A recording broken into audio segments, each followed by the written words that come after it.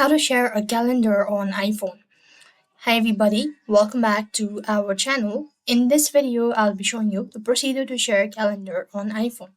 To share an iPhone calendar, you need to use the built-in calendar app and share the iCloud calendar with other users.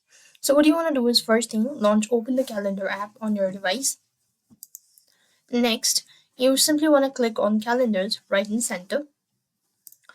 As you go to calendars, then you want to find the iCloud calendar that you want to share and tap the I button next to it.